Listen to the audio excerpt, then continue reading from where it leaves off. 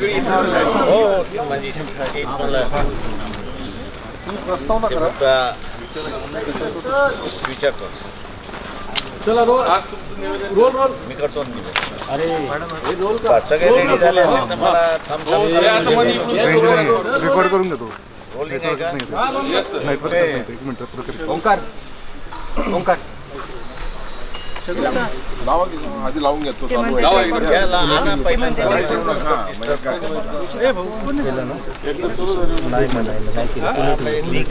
Range नाही रे, खरंच range नाही. केलं का?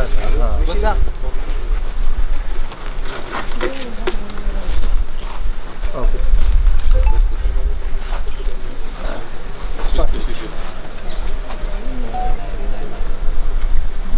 परभणीतली घटना जी आहे ही दुर्दैवी घटना आहे असं मी त्या ठिकाणी नमूद करतोय.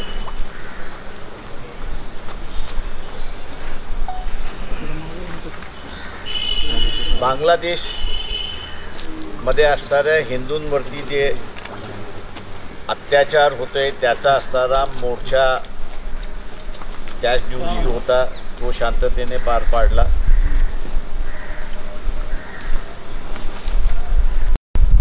ज्याला या सरकारने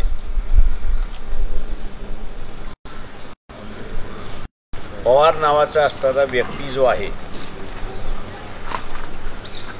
त्याला माते फिरू म्हणून असणारा घोषित जे केलेलं आहे हे जाणीवपूर्वक केलंय असं मी त्या ठिकाणी नमूद करतो. त्या पवार नावाच्या असणाऱ्या व्यक्तीने हे जे कृत्य केलं त्याच्याच गावातला असणारा माणूस हा परभणीमध्ये होता आणि तोच आम्हाला सांगत होता की हा काय माते फिरू नाही, हा व्यवस्थित आहे आणि त्याचं कुटुंबही आहे अशी असणारी परिस्थिती आहे. तेव्हा नांदेडमधल्या ज्या डॉक्टराने याला माते फिरू डिक्लेअर केलेलं आहे त्याचीच पहिल्यांदा चौकशी झाली पाहिजे ही आमची असणारी मागणी आहे. दुसरं, परभणीतला असणारा बंद जे आहे ते शांततेने पार पडलेलं आहे. जे काही वस्त्यांमध्ये कार्यकर्ते फिरत होते तेही शांततेने त्या ठिकाणी पार पाडलेलं आहे आणि तो संपलेला भाग आहे अशी असणारी, म्हणजे ते आंदोलन संपलेलं आहे अशी असणारी परिस्थिती आहे. अचानकपणे पाठीमागून कोणीतरी येते आणि त्यांनी असं दगडफेक त्या ठिकाणी केलेली आहे आणि परिस्थिती बेकाबू होईल अशा रीतीने वागणूक त्या ठिकाणी झालेली आहे. 4 तास होत नाही या घटनेला तर लगेच पोलिसांचं जे आहे ते कोम्बिंग ऑपरेशन सुरुवात त्या ठिकाणी असणार होतं. जे व्हिडिओज व्हायरल झालेले आहेत त्या व्हायरल झालेल्या व्हिडिओमध्ये 2 गोष्टी आपल्याला असणारा प्रामुख्याने त्या ठिकाणी दिसत आहेत की बाहेरची माणसं सुद्धा, म्हणजे जो पोलीस नाही तो सुद्धा लाठीचार्ज करतोय अशी असणारी परिस्थिती आहे. आणि दुसरं, काही पोलीसच गाड्या फोडतात आहेत अशी असणारी व्हिडिओ त्या ठिकाणी आहे. त्याच्यामुळे ह्या सरकारचं कुठल्याही पद्धतीचं नियंत्रण नाही अशी असणारी परिस्थिती त्या ठिकाणी एकंदरीत दिसते. हा त्याच्यातला भाग आहे. सूर्यवंशी नावाचे व्यक्ती जे शहीद झाले हे LLB करताना त्याच्यासाठी आले होते. ते एका ठिकाणी बसलेले आहेत, म्हणजे ज्यांना जिथनं पकडलेलं आहे शांततेने बसलेले आहेत, वाचित बसलेले आहेत अशी असणारी परिस्थिती आहे. तिकडनं त्यांना पोलीस घेऊन गेलेले आहेत आणि 4 दिवस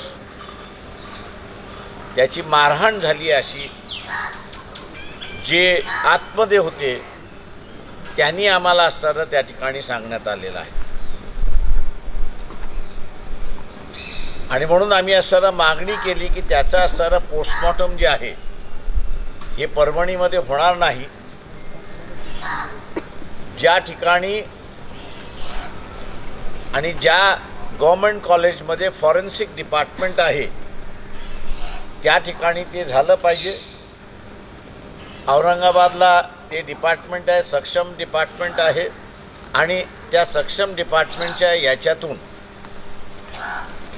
जो रिपोर्ट बाहेर पडलेला आहे त्याच्यामध्ये त्याच्यावरती असणारा मल्टिपल इंजरीज एक्सटर्नल आणि इंटरनल या दोन्हीही त्या ठिकाणी असणाऱ्या दिसतात आहेत आणि त्या इंजरीजमुळे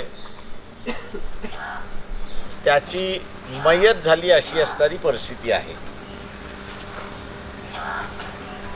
शासनाला जर ही परिस्थिती काबूत आणायची असती तर आमच्या दृष्टिकोनातून त्यांनी असणारं ही परिस्थिती ताबडतोब आणली असती. कारण का ज्यांनी केलं त्याला पकडलेलं आहे. संविधानाची कॉपी जी असणारा उखडून काढलेली आहे, टाकलेली आहे, ती त्या ठिकाणी असताना मिळालेली आहे. परंतु शासनाकडून जी पावलं उचलल्या गेली पाहिजे होती ती पावलं उचलल्या गेली नाहीत. आता ती जाणीवपूर्वक उचलल्या गेली नाहीत का याच्याबद्दल मी असताना काही त्या ठिकाणी बोलू शकत नाही. परंतु ती पावलं उचलल्या गेली नाहीत अशी असणारी परिस्थिती आहे. आणि म्हणून शांततेचा दुसऱ्या दिवसाचा असणारा बंद याला संपल्यानंतर हिंसेचं वळण येते अशी असणारी परिस्थिती आहे. जे काही माहिती तिकडे बसून मी असताना गोळा केलेली आहे त्याच्यावरनं असं दिसतंय की काही वर्षापूर्वी 2004 याला आपण असणारा गोधरा घटना आपल्या सगळ्यांना माहीत असेल. मला आता एकंदरीत असं दिसतंय की जे काही पेरण्यात आलेलं आहे धर्म आणि द्वेष या ज्या दोन गोष्टी पेरण्यात आलेल्या आहेत त्यामुळे काहीही होऊ शकतं अशी असणारी परिस्थिती आहे. ज्याला नियंत्रणाखाली आपण म्हणतो ते नियंत्रणाखाली नाहीत. SP ला आणि IG ना आम्ही ज्यावेळेस विचारलं की तुम्ही कोमिंग ऑपरेशनचे ऑर्डर्स दिलेत का तर दोघांनीही मौन पाळलं, उत्तर दिलं नाही अशी असणारी परिस्थिती आहे. याचाच अर्थ आम्ही असारा काढतोय की कोमिंग ऑपरेशन या दोघांना सोडून तिसरीकडून आलेत का. ज्या पद्धतीने असणारा लाठीचार्ज करण्यात आलेला आहे रस्त्यावरचा लाठीचार्ज आपण असताना समजू शकतो पण वस्त्यांमध्ये समोर मेन रोडला किंवा रस्त्यावरती असणाऱ्या घरांच्या समोर असणारा लाठीचार्ज करणं हा आपण समजू शकतो. परंतु हा लाठीचार्ज पूर्णपणे वस्तीच्या आतमध्ये जाऊन त्या ठिकाणी असणारा केलेला आहे. आणि एक लाठीचार्ज असं त्या ठिकाणी आहे की 1.25 महिन्याचं असणारं मूल आहे आणि त्या 1.25 महिन्याच्या असणाऱ्या बाईला असणाऱ्या लाठ्याने मारलेल्या अशी असणारी परिस्थिती आहे आणि तिला ते घरात मारलेल्या अशी असणारी परिस्थिती आहे. त्याच्यामुळे हा जो सगळा उद्रेक मला असणारा दिसतोय या उद्रेकाचा असणारा कुठेतरी नवीन गोधरा घडवण्याचं कोणाचं तरी षडयंत्रण आहे का हा त्याच्यातला असणारा सगळ्यात महत्त्वाचा भाग आहे. आणि लोकांनी मी असं म्हणेन ते आता असताना सावध राहिलं पाहिजे. भडकावणारे अनेक जण येतील, पण कुठल्या घटनेमध्ये गोधरा घडेल, मग ते कोणाच्या विरोधात घडेल, ते बौद्धांच्या विरोधात घडेल, ते लिंगायतांच्या विरोधात घडेल, ते ओबीसींच्या विरोधात घडेल, की मुसलमानांच्या विरोधात घडेल, हे आज काय आपल्याला त्या ठिकाणी सांगता येत नाही. परंतु त्यांच्या पूर्णपणे ज्याला सिग्नल्स आपण म्हणतो, हे सिग्नल्स परभणीच्या दंगलीमध्ये आम्हाला त्या ठिकाणी असताना दिसलेले आहे. तेव्हा ह्या शासनाचा आम्ही असताना निषेध करतो आणि त्याच्याचबरोबर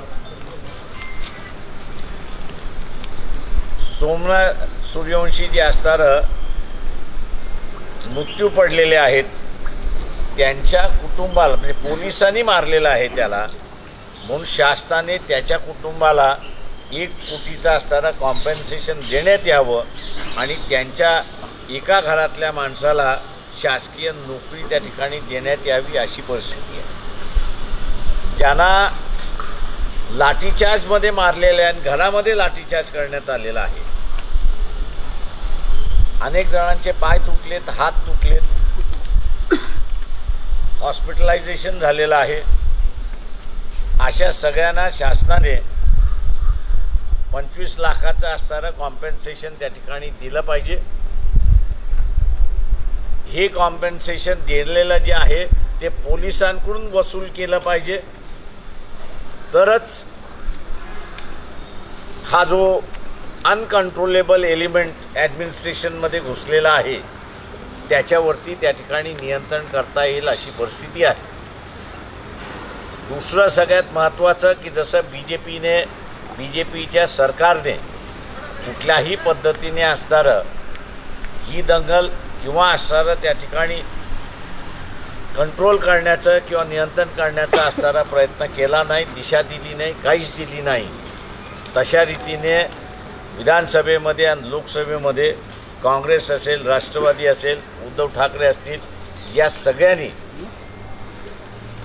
फुले शाहू आंबेडकर समूहांची असणारी मतं बीजेपीला हरवण्यासाठी घेतली. त्यांच्यापैकी एकानेही व्हिजिट केली नाही अशी असणारी परिस्थिती आहे. यातून बऱ्याच गोष्टी स्पष्ट होतात आहेत असं मी त्या ठिकाणी मानतोय. काही जणांना फक्त हा मास मतदानासाठी पाहिजे, पण त्याच्या दुःखासुखामध्ये उभा राहायला तयार नाही अशी असणारी परिस्थिती आहे. एकच या ठिकाणी मी सांगू शकतो की परिस्थिती जी आहे ती चिघळत चाललेली आहे असा भाग त्याच्यामध्ये आपल्याला असताना दिसतोय. आणि शासनाने लवकरात लवकर जागं व्हावं, म्हणजे केंद्रातलं आणि राज्यातलं यांनी लवकरात लवकर जागं व्हावं आणि हा जो पुन्हा गोधरा घडवण्याचा असणारा एलिमेंट आपल्याला असणारं दिसतंय त्याला नियंत्रणाखाली आणावं असं आव्हान आम्ही असणारं या ठिकाणी करतो. आपण आता विचार तुम्ही आरोप केला होता की 2 मराठ्यांच्या भांडणामध्ये हे सगळं परभणीचं प्रकरण घडलेलं आहे, त्यावरती काय तुम्ही? मी त्याच्यामध्ये असणारं जे आहे हे परिस्थिती जी आहे ती परिस्थितीच्या अनुसारानं तिथे बोललो. आजही त्याच्यावरती मी ठाम आहे की 2 मराठा नेते यांच्यामधलं असणारं हे भांडण आहे अशी असणारी परिस्थिती आहे. म्हणजे चिघळवण्याच्या ह्याच्यामधला असणारा जो भाग आहे अशी असणारी परिस्थिती आहे. आणि या संदर्भातलं आम्ही असणारं एक फॅक्ट फाइंडिंग कमिटी त्या ठिकाणी नेमणार आहोत आणि त्या फॅक्ट फाइंडिंग कमिटीमध्ये हा जो मुद्दा मी मांडलेला आहे तो अजून अधोरेखित करत कोण कोण त्याच्यामध्ये आणि किती इन्व्हॉल्वमेंट आहे त्याचं त्या फॅक्ट फाइंडिंग रिपोर्टमध्ये आम्ही नमूद करणार आहोत. तिथल्या PI वरती खूप आरोप होत आहेत सातत्याने. पोलीस निरीक्षक गोरबड काहीतरी नाव आहे, गोरबड नावाचे असणारे जे व्यक्ती आहेत त्यांचा इतिहास असा आहे की याच्या अगोदर त्यांनी 2 जणांना सरळ एन्काउंटर केलेला आहे. समोरासमोर बसून त्यांनी असणाऱ्या गोळ्या झाडलेल्या आहेत. त्याचा अगोदरचा इतिहास हा अत्यंत क्रिमिनल आहे अशी असणारी परिस्थिती आहे. आणि इथे सुद्धा जे काही अनकंट्रोलेबल एलिमेंट आहे त्या अनकंट्रोलेबल एलिमेंटचा हे भाग आहेत की नाहीत मला सांगता येत नाही, परंतु लाठीचार्ज आणि मार हा या व्यक्तीने दिलेला आहे असं मला त्या ठिकाणी सांगण्यात आलेलं. तिथले खासदार व्यापाऱ्यांना म्हणतात की दुकानं चालू ठेवा, मी इथेच आहे, असं पण व्हिडिओ व्हायरल झाला. ते म्हणून मी म्हणालो ना की दोन मराठ्यांच्या भांडणामध्ये लोकांचा, सामान्य लोकांचा बळी गेला अशी परिस्थिती आहे. सर तुम्ही म्हटलं गोधरा घडवण्याचा हा प्रयत्न दिसतोय, कोण हा प्रयत्न करते, कशासाठी करते, काय त्याच्या मागचं मी उद्देश? असं म्हणालो की जी मला जे सायन्स दिसले तिथे त्या दंगलीच्या संदर्भातलं किंवा तिथल्या असणाऱ्या वातावरणाच्या संदर्भातलं, तर एक सेन्स तिथे असणारा जो आला मला तो मी आपल्यासमोर या ठिकाणी मांडला की पुन्हा गोधरा घडण्याची शक्यता मला त्या ठिकाणी दिसते. उद्देश शासन काय? करते का दुसरं कोणी काही एलिमेंट आहे? हे गोधरा घडवण्याचं षडयंत्र शासन करते की दुसरं काही एलिमेंट आहे अँटी सोशल? ते मायादान सरकारने शोधावं. निवडणुकीच्या आधीपासून म्हणजे अलीकडच्या 1-1.5 वर्षामध्ये महाराष्ट्रामध्ये ओबीसी आणि मराठा हा एक वेगळा संघर्ष पाहायला मिळाला, तो आरक्षणाच्या आंदोलनाच्या पार्श्वभूमीवरती. तुम्ही मागच्या वेळी देखील असं बोलला होता की पुढच्या काळामध्ये एखादी मोठी दंगल झाल्यास आश्चर्य वाटायला नको, त्याचीच धागा किंवा त्यातच हे पुढे सगळं घडतंय असं म्हणायचं. माझं स्वतःचं असणारं एक आहे त्यामध्ये की सूर्यवंशी टार्गेट का करण्यात आला हा त्याच्यातला सगळ्यात महत्त्वाचा भाग आहे. आणि तो मी SP ना आणि IG ना तिथे म्हणालोय की हा अँगल तुम्ही असणारं शोधून काढा. तुम्ही जसं म्हटलं म्हणजे की जसं पहिलं मराठा ओबीसी झालं, आता तसं मराठा दलित असं करायचं आहे काय? तसं हे मराठा दलित नाहीच आहे. ह्याला का शेवटी तिथे परभणीतल्या रहिवाशांनी या बंदला पूर्णपणे पाठिंबा दिला. त्यांना कुठल्याही पद्धतीचा असणारा मी ज्याला असं म्हणेन की त्यांचा विरोध नाही, उलट असं घडलं परभणीमध्ये याच्याबद्दल त्यांची असणारी खंत आहे आणि ती माझ्याकडे सुद्धा त्यांनी असं व्यक्त केली. परंतु अनेक दंगली आणि अनेक घटना या पाहत आलेलो आहे, बघत आलेलो आहे, त्याचा अभ्यासही करत आलेलो आहे. आणि त्याच्यामुळे या दंगलीमध्ये ज्याला अनगायडेड मिसाईल मी हा जो शब्द वापरला होता तो मला फार मोठ्या प्रमाणात या ठिकाणी दिसलेला आहे.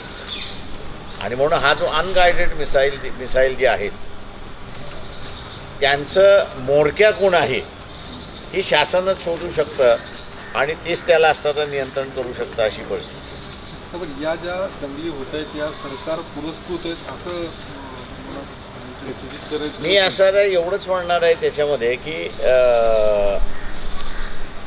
याचा जो एक सेन्स आहे, दंगलीतला जो एक सेन्स आहे किंवा त्यांनी लाठीचार्ज केला, त्या लाठीचार्जच्या याच्यामध्ये जे काही वक्तव्य होतं त्या वक्तव्यावरनं ज्याला द्वेष आपण असताना म्हणतो किंवा तुम्ही आमच्या जागा खाल्ल्या, तुम्ही आता सगळे पुढारलेले आहात, तुम्ही आता असताना आमचं सगळं हिसकावून घेताय, अशी जी भाषा आहे ही भाषा मनुवाद्यांची भाषा आहे. त्याच्यामुळे हे मनुवाद्यांचे एलिमेंट कोण आहे हे शासनाने शोधलं पाहिजे. तर अमित शहाचं कालचं स्टेटमेंट खूप व्हायरल होते बाबासाहेबांसंबंधीचं. यातनं काय मी त्यांची RSS विचारधाराचा सर्वस्व होता ते मी एवढंच सांगेन की घटना समितीचे चेअरमन म्हणून जे काही बाबासाहेब त्यावेळेस करत होते त्याला असणारा उघड विरोध होता ही वस्तुस्थिती होती. आणि त्याच्याचबरोबर ज्यावेळेस असणारं हिंदू सुधार कायदा अशी संकल्पना त्यांनी मांडली आणि त्याच्यावरती ते असणारे काम करायला लागले, त्यावेळेस हिंसक आणि विरोधक असा जर प्रयत्न त्यावेळेस झाला असेल तर त्याच्यामध्ये हिंदू महासभा होती, RSS होती, साधू संतांच्या संघटना होत्या. त्यावेळेस काही RSSचा कुठला राजकीय पक्ष नव्हता त्या ह्याच्यामध्ये. ते हे सगळेजणं त्याच्या विरोधात होते. आजही माझ्या अंदाजानं असताना अमित शहाची जी काही वक्तव्य आलेलं आहे पार्लमेंटमध्ये, ते त्या ध्वनीत तेच होतं आहे की तुम्ही देवाला माना, आंबेडकरांना मानू नका. का आंबेडकर हे जर मानलं तर व्यक्ती स्वातंत्र्य म्हणून येतं, देवाला मानलं म्हणजे मनुवाद येतो, अशी असताना परिस्थिती. सर, वन नेशन वन इलेक्शनवर काय प्रतिक्रिया आपली? काल लोकसभेमध्ये ते सादर झालं. त्यांचेच काहीतरी 20 खासदार भाजपच्या यामध्ये 20 खासदार त्याच्यावरती त्याच्यावरती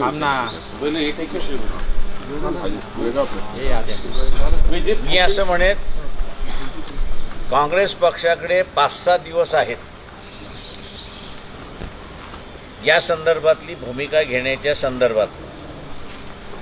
हे 2 बिल इंट्रोड्यूस केलेले आहेत, एक युनियन टेरिटरीसाठी आणि एक नॉन युनियन टेरिटरीसाठी. काँग्रेसने ह्या जर 5-6 दिवसामध्ये भूमिका घेतली नाही तर हे बिल मंजूर होऊन जाईल असं मी त्या ठिकाणी मानतो. आणि हे बिल ह्याच्यातलं मंजूर झालं तर पॉलिटिकल पार्टीज संपल्या म्हणून आपण असताना समजा. याच्यामध्ये राष्ट्रवादी काँग्रेस जी आहे, तुतारीची राष्ट्रवादी काँग्रेस जी आहे, यांची भूमिका मेन राहणार असं मी त्या ठिकाणी मानतो. हे जसं बिल आहे तसं दुसरं एक बिल आहे त्याच्यामध्ये, ते म्हणजे वक्फ बोर्डाचं असणारं बिल असं मी त्या ठिकाणी मानतोय.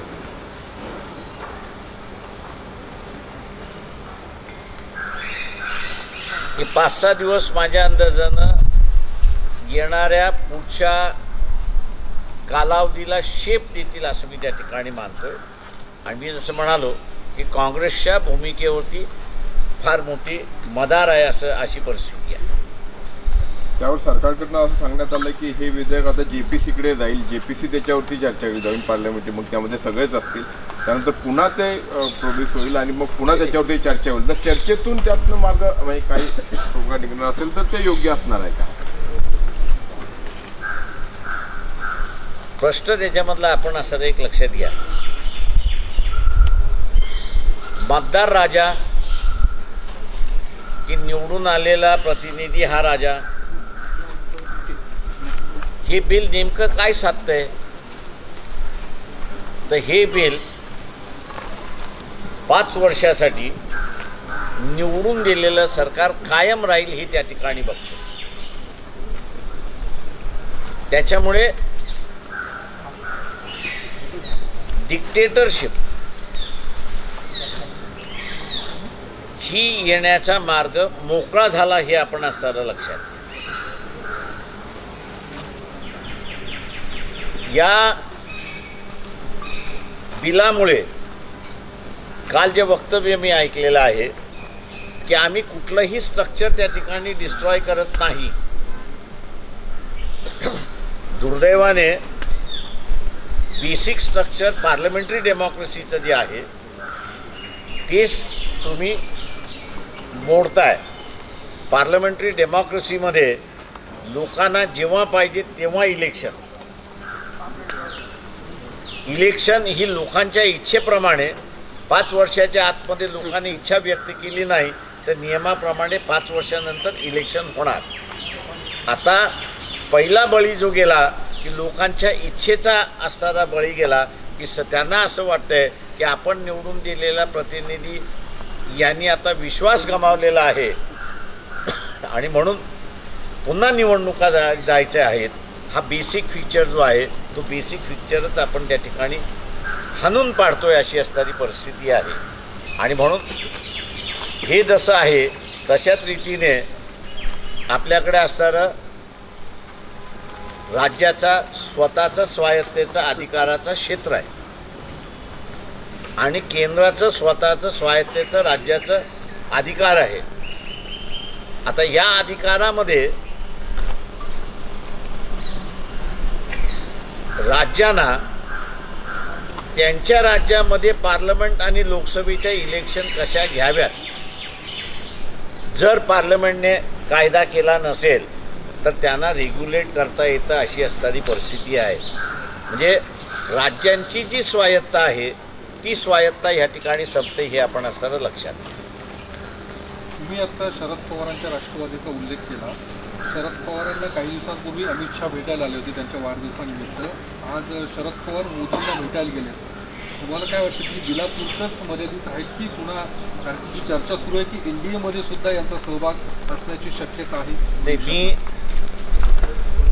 देशाच्या पुढच्या राजकारणाच्या संदर्भातला असताना मगाशी बोलत होतो. हे बिल मंजूर झालं तर पॉलिटिकल पार्टीज संपल्या आणि या संदर्भातल्या असणाऱ्या अनेक राज्यांच्या पार्टीजने ही चिंता व्यक्त केलेली आहे.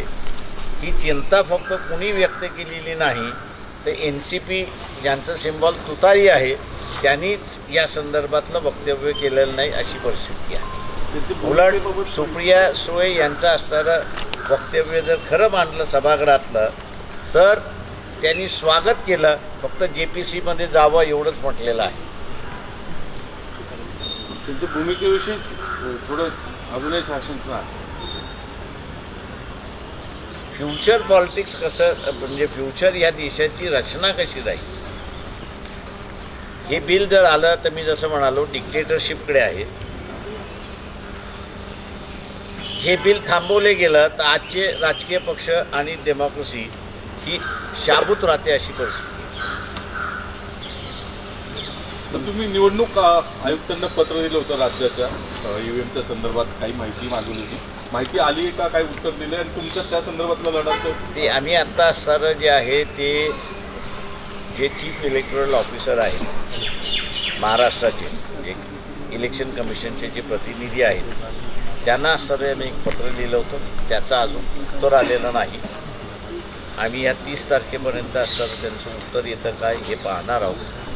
त्या पत्रामध्ये आम्ही असं म्हणालो होतो की इलेक्शन कमिशनची वेबसाईट अशी म्हणते की 6 नंतर 75 लाखाचं मतदान झालेलं आहे. आता त्याची फोड काही जण सांगतात की 5 आणि 6 मध्ये झालेलं मतदान जे आहे तेही इन्क्लूड आहे असं त्या ठिकाणी सांगितलं जाते. आम्ही त्याचं डिस्प्यूट करत नाही आहोत. आम्ही एवढंच फक्त त्यांना असं विचारलेलं आहे की 6 नंतरचं जे मतदान झालेलं आहे पोलिंग स्टेशन्सवरती, त्या प्रत्येक पोलिंग स्टेशनवरती नियम असा आहे की त्याला काउंटर द्यावं लागतं, म्हणजे त्याला असं टोकन द्यावं लागतं. तर ते टोकन दिले आहेत का, आणि ते टोकन दिले असतील तर किती टोकन दिलेले आहेत याचे फिगर्स आम्ही असं त्या ठिकाणी मागितलेले आहेत. काही रिटर्निंग ऑफिसरकडे सुद्धा आम्ही असं ती माहिती मागितलेली आहे. काही रिटर्निंग ऑफिसरने आमच्या इथं किती टोकन वाटप करण्यात आले अख्ख्या विधानसभा मतदारसंघामध्ये त्याचीही त्यांनी असताना आकडेवारी दिलेली आहे.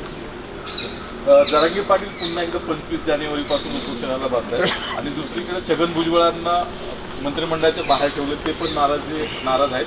OBC किंवा जरांगेंना विरोध केला, OBCची बाजू घेतली म्हणून बाहेर ठेवला भुजबळांचा.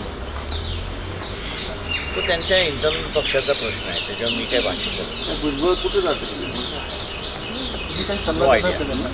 जरांगे उपोषण करायला तुम्ही काय नेते आहेत त्यांना सल्ल्याची गरज नाही, ते स्वतः निर्णय घेतात. पण त्यांच्या भूमिकेवर ज्या पक्षाला फायदा झाला आहे विधानसभेच्या इलेक्शनमध्ये थोडं स्पष्ट दिसतंय का?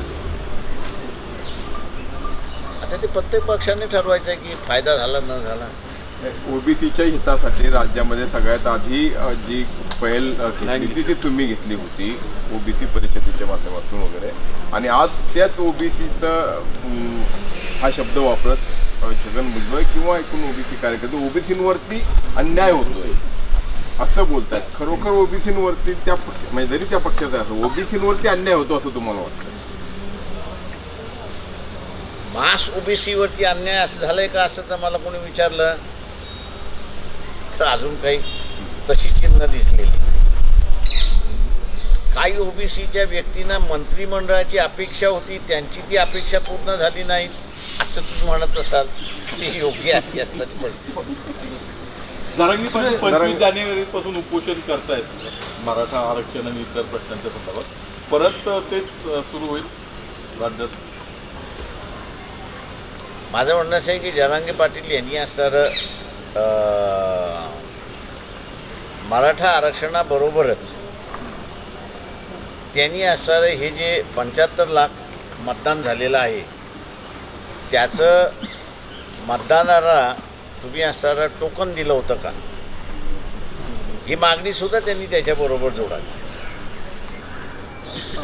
नागपुरात अधिवेशन सुरू आहे, मात्र काल या अधिवेशनादरम्यान उद्धव ठाकरेंनी देवेंद्र फडणवीसांची भेट घेतली आणि त्यानंतर त्या भेटीची खूप चर्चा सुरू झाली. तुम्हाला काय वाटतं भेटीकडे, तुम्ही कसं बघता? काही दोघंही सभागृहाचे सदस्य आहेत, त्याच्यामुळे भेटी होणारच. काही नवीन समीकरण काही असं शक्य आहे? काही एकेवेळी हेच म्हणाले होते ना, एक तर तू राहशील किंवा मी राहील. आता देवेंद्र राहिले ना, विरोधी पक्ष राहणार ते राज्यात विरोधी पक्ष तर त्या अजून तरी असं लिडर ऑफ दी ऑपोजिशन नेमायला सरकार तयार नाही आहे. बाळासाहेब, भाजप शासित राज्यांमध्ये समान नागरी कायदा लागू करण्याचा सुतोवाच अमित शहानी कालच्याच भाषणात केला आहे. एका देशामध्ये सगळ्या धर्मियांसाठी, सगळ्या पंथीयांसाठी एकच कायदा असावा असं त्यांचं म्हणणं आहे आणि त्याची सुरुवात म्हणून भाजप शासित राज्यांमधून मी याकडे कसं त्यांनी त्या ह्याच्यामध्ये सामान्य माणसाचा चॉईस हा त्यांनी विचारला पाहिजे. आणि तहसीलदार असेल, म्हणजे तहसीलदार हे सेंटर मानून ज्याला कॉमन सिव्हिल कोड पाहिजे तो कॉमन सिव्हिल कोड, ज्याला हिंदू कोड बिल पाहिजे तो हिंदू कोड बिल, असं त्यांनी केलं पाहिजे. म्हणजे आपल्याला असणारं कळेल की किती जणांना समान नागरिक कायदा पाहिजे याची असताना आपल्याकडे माहिती तरी यायला सुरुवात. काँग्रेसनं डॉक्टर बाबासाहेब आंबेडकरांचा दोनदा पराभव केला असं आज किरण रिजिजू यांनी देखील त्याचा पुनरुच्चार केला.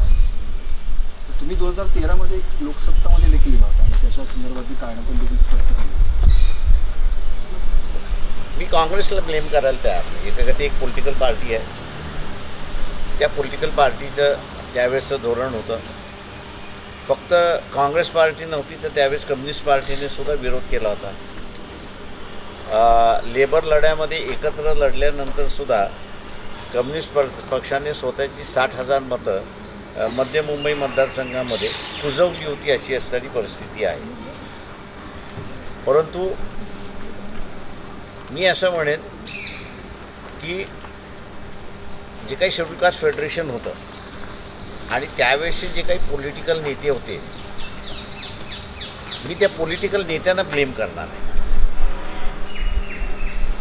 आणि त्या पॉलिटिकल नेत्यांना ब्लेम याच्यासाठी करणार आहे की राखीव मतदारसंघामध्ये 2 मतदान होतं आणि ते तुम्ही कोणालाही देऊ शकता. तेव्हा हे जे राजकीय नेते त्यावेळेसचे होते त्यांनी नुसतं हेच सांगितलं असं की दोन्ही मतं तुम्ही बाबासाहेबांना द्या, तर बाबासाहेबांना तिथे असणारं 2,40,000 मतं मिळाली असती आणि 70,000ने बाबासाहेब त्या ठिकाणी जिंकले असते. जसं काँग्रेसने विरोध केला, कम्युनिस्टांनी विरोध केला, हे जसं बरोबर आहे तसं त्यावेळच्या बाबासाहेबांचे जे काही सहकारी होते त्या सगळ्या सहकार्याने काका नांदेडमध्ये तेच घडलं आणि त्याच्यानंतर सोलापूरमध्ये सुद्धा तेच घडलं. एक मद्रासी असणारी केस ही हायकोर्टामध्ये गेली आणि हायकोर्टाने त्यांनी निर्णय असा दिला की मतदान देण्याचा अधिकार आहे, एकाला एकच मतदान देण्याचं असं नाही आहे, तुम्हाला ज्याला द्यायचं आहे त्याला असणारं मतदान आहे. आणि म्हणून ज्यांनी एकाच उमेदवाराला 2 मतं दिली ते त्यांनी लिगल म्हणून त्यावेळेस असताना ठरवण्यात आलं होतं. त्यावेळेस काँग्रेसबरोबरचे त्यावेळेसचे RPIचे शेड्यूल कास्ट फेडरेशनचे जे काही नेते होते तेही त्याला रिस्पॉन्सिबल आहेत असं मी त्या ठिकाणी मानतो. बीडचं ते मुंबईतून शिकले नाहीत आणि भंडाऱ्यामध्ये सुद्धा तेच रिपीट झालं अशी असणारी परिस्थिती आहे. सर बीडचा विषय संतोष देशमुख सरपंचाचं अपहरण करून हे करण्यात आलेली आहे. तर त्यावर देखील पोलिसांवरती कारवाई केलेली नाही आहे, फक्त सक्तीच्या रजेवर पाठवलं आणि मुख्य आरोपी आहेत त्यांनाही अटक करत नाही असं आरोप होतो जे राजकीय पक्षांशी संबंधित. मी असं म्हणेन त्याच्यामध्ये सुद्धा म्हणजे लोकांच्या भावना फार तीव्र आहेत. पोलिसांनी हे प्रकरण हाताबाहेर जाऊ नये एवढं त्या ठिकाणी बघावं शासनाने. कारण का अगोदरच बीड जिल्हा हा वंजारी वर्सेस मराठा असा पेटलेला आहे. जी काही माझ्याकडे जी काही माहिती आहे त्यातून अजून देशमुखाच्या प्रकरणानंतर पेटला अशी असणारी परिस्थिती आहे. म्हणून मी मगाशी म्हणालो की देर आर सो मेनी अनगायडेड मिझाईल्स आहेत की उद्या काही घडू शकतं अशी असणारी परिस्थिती आहे. तर शासनाने याच्याकडे राजकीय दृष्टिकोनातून न बघता लॉ अँड ऑर्डर या दृष्टिकोनातून बघून जे कोणी आरोपी आहेत त्या सगळ्यांना देशमुखांच्या प्रकरणामध्ये पकडलं पाहिजे आणि त्यांच्यावरती कारवाई केली. पुन्हा एकदा अमित शहांची स्टेटमेंट केलं आम्ही तुम्हाला म्हणजे जे पद्धतीने त्यांनी ते द वे ही स्पीक्स आणि फॅशन असं नाव दिलं हे पटतं का? कारण समाजातनं खूप तीव्र प्रतिक्रिया येत आहेत सोशल मीडियातनं. ते मान्य आहे. मी तुम्हाला मगाशी म्हणालो की त्याच्यामध्ये मेंटॅलिटी बदललेली नाही. तर मेंटॅलिटी बदललेली नाही ती असणारा पदोपदी आणि पावलोपावली ही जशी BJP-कडून व्यक्त होते तसं काँग्रेसवाल्यांकडून सुद्धा व्यक्त होते अशी परिस्थिती आहे. विशेष म्हणजे इथे असणारा जे काही सोशलायझेशनची प्रक्रिया जी बाबासाहेबांनी सुरुवात केली आणि इथला OBC असेल, आदिवासी असेल, मुस्लिम रिलिजियस मायनॉरिटी असेल, दलित समूह असेल, बौद्ध असेल, याला जे एम्पॉवरमेंट केलेलं आहे ते एम्पॉवरमेंट पचवल्या जात नाही अशी असणारी परिस्थिती. आणि हा मेजॉरिटी ऑफ वोटर असल्यामुळे पब्लिकली आला की गोड गोड बोलायचं, हाऊसमध्ये आणि खाजगी ह्याच्यामध्ये खालच्या तऱ्हेची भाषा वापरायची हे नवीन नाही आहे. म्हणजे काँग्रेस आणि भाजप दोघंही आंबेडकरांचं नाव वापरतात, काही स्टेटमेंट त्याची जुनी काढून हे करायचं, पण प्रत्यक्षात नीती वेगळी दिसते. तर आपण आज कोरेगाव भीमाच्या आयोगाला आपण भेट दिली होती. नेमकं काय होतं आणि दुसरं कोरेगाव भीमाची जी घटना घडलेली होती तर त्याला बरेच वर्ष झाले पण आयोगाचं कामकाज लवकर संपत नाही, तर त्याबाबत आम्ही असणारा एक अर्ज आयोगापुढे दिला होता. त्याचा 1 तारखेच्या घटनेची चौकशी करण्याचा असणारा भाग त्याच्यातला होता. तेव्हा म्हटलं 3 महत्त्वाच्या व्यक्ती आहेत. एक म्हणजे मुख्यमंत्री, दुसरा असणारा चीफ सेक्रेटरी आणि तिसरा असणारा गृहमंत्री किंवा सेक्रेटरी. यांना कमिशन पुढे बोलवा आणि त्यांच्याकडून माहिती असणारं विचारून घ्या की तुम्हाला दंगल झाली आहे याचं फर्स्ट हँड इन्फॉर्मेशन किती वाजता मिळाली हे असणारा. तर आजच्या असणाऱ्या चर्चेमध्ये ते म्हटले एक्झामिन करण्याच्या ऐवजी आम्ही त्यांच्याकडूनच ती माहिती मागवतो आणि रिपोर्टचा एक भाग म्हणून त्या ठिकाणी राहील की खालच्या स्तरावरनं निर्णय घेण्याचे जे सेंटर्स आहेत त्या सेंटर्सना माहिती पुरली की न पुरवली. कारण का मी त्याचा रेशो देताना हे केलं होतं की ताजमध्ये जो अटॅक झाला त्यावेळेससुद्धा 12 तास अगोदर इन्फॉर्मेशन एक्झॅक्ट आली होती. बोटीने येणार, कुलाब्याला थांबणार आणि तिथनं कारवाई सुरुवात होणार. ती बातमीसुद्धा दाबण्यात आली होती. ना येलोगेट पोलीस स्टेशनला गेली, ना कुलाबा पोलीस स्टेशनला गेली, ना मरीन डिपार्टमेंट आहे त्याला असताना त्या ठिकाणी गेली. म्हटलं मला या दोन्ही इन्सिडेंटमध्ये सारखंच त्या ठिकाणी असताना दिसते की वरच्या अधिकाऱ्यापर्यंत ही इन्फॉर्मेशन गेली नाही आणि पुन्हा हे घडवायचं थांबवायचं असेल तर सेंटर ऑफ पॉवर जो आहे त्याला ही इन्फॉर्मेशन ताबडतोब गेली पाहिजे, म्हणजे मग डायरेक्शन देणं तिथलं असताना सोपं होतं.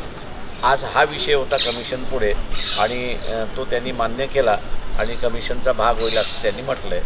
17 तारखेला जे आहे ते पूर्ण आर्ग्युमेंट्स होतील अशी परिस्थिती. थँक्यू. शेवटचा प्रश्न थँक्यू. कोरेगाव भीमाच्या संदर्भाने एल्गार परिषद झाली होती, त्यात जे लोक आरोपी आहेत, अटक आहेत, त्यांना अजून जामीन मिळालेला नाही. सुरेंद्र गडलिंग असतील किंवा इतर काही असतील, काही तर कस्टोडियल डेथ पण झाली, म्हणजे स्टॅन स्वामी वगैरे असतील. ज्यांच्यावर आरोप होते भेडे ती मात्र अटक करण्यात आली नाही. ते माझ्या अंदाजानं काँग्रेसचं गव्हर्नमेंट होतं तेव्हाही अटक झाली नाही त्यांना, आणि यांची असताना सुटका झाली नाही. धन्यवाद. थँक्यू. हिंदी त्या पद्धतीने निकाल लागले आणि याचं मवियाचं काय मी ॲस्ट्रॉलॉजर नाही. पण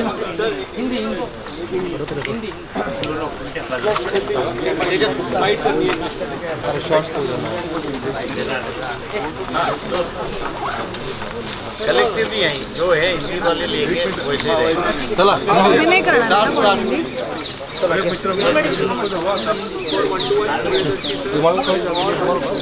हिंदी.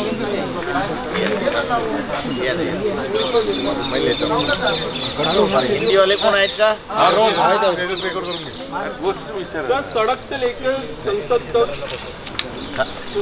संसद तक हंगामा मचा हुआ है. कल अमित शाह ने जो स्टेटमेंट किया उसको लेकर कांग्रेस की सड़कों पर कैसे देखते हैं उनके स्टेटमेंट को, और कांग्रेस जो उसके लिए कॉन्सिक्वेंस रखते हैं? देखिए, मैं इतना ही कहूँगा कि उस वक्त जो है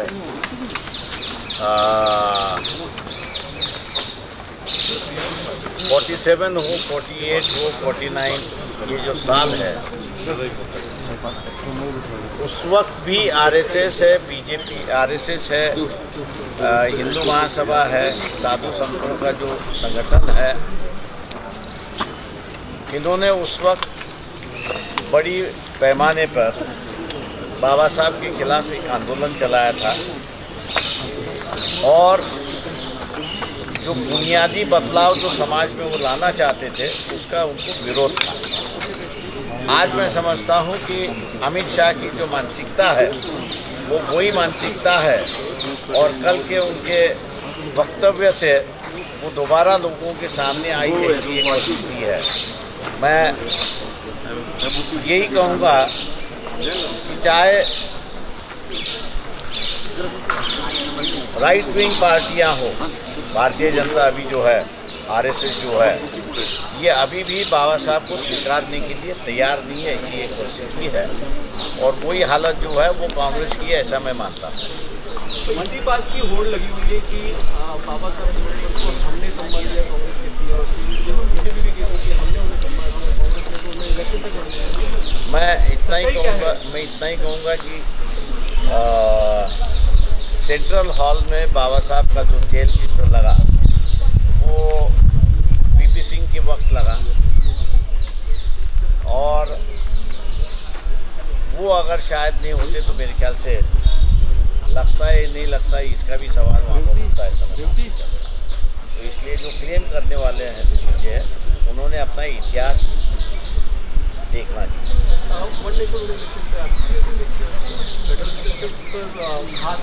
ये पूरा फेडरल स्ट्रक्चर पे घात है.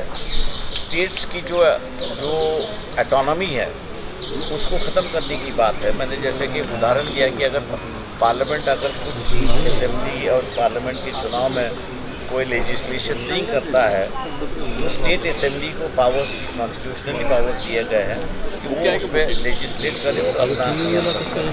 मैं ये मान के चलता हूँ कि जब एक नेशन एक इलेक्शन की आप बात कर रहे हो तो आप एक तरीके से डिक्टेटरशिप ले आ रहे हो 5 साल के लिए. उसको दोबारा तुम 5 साल के बाद रिन्यू करोगे और वही डिक्टेटरशिप यहाँ पे चलती रहेगी.